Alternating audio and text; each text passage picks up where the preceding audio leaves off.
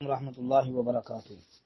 محترم بھائی نے لکھا جی غیر مسلم کو سلام کر سکتے ہیں یا نہیں، اور وہ مسلمان جو قبرستانوں، آستانوں اور خاص کر اکثر لوگ مسجدوں کے باہر بیٹھے ہوتے ہیں، ان کے بارے کیا حکم ہوگا؟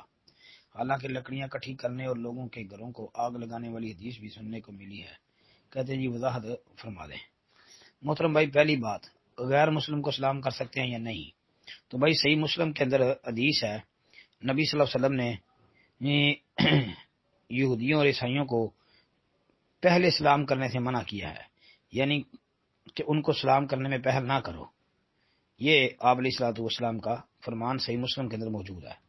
بلکہ بخاری مسلم کے اندر انس رضی اللہ تعالی عنہ کی روایت ہے کہ نبی علیہ السلام نے فرمایا، جب تم اہل کتاب تم کو سلام کریں تو انہیں جواب میں صرف وعلیکم کہنا چاہیے۔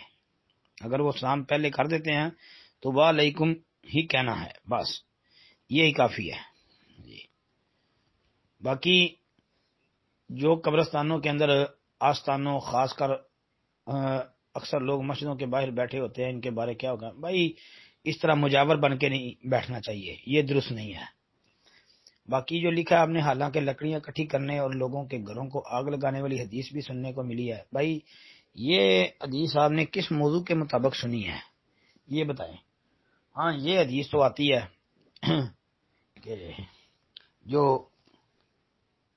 نبی علیہ الصلوۃ والسلام نے کہا کہ جو لوگ نماز کے لیے نہیں آئے تو میں کسی کی ڈیوٹی لگاؤں نماز کے لیے، تو میں ان کے گھروں کو آگ لگا دوں، یعنی اس طرح کی حدیث تو آتی ہے۔ باقی آپ نے کون سی سنی ہے کہ لکڑیاں اکٹھے کرنے اور لوگوں کے گھروں کو آگ لگانے والی؟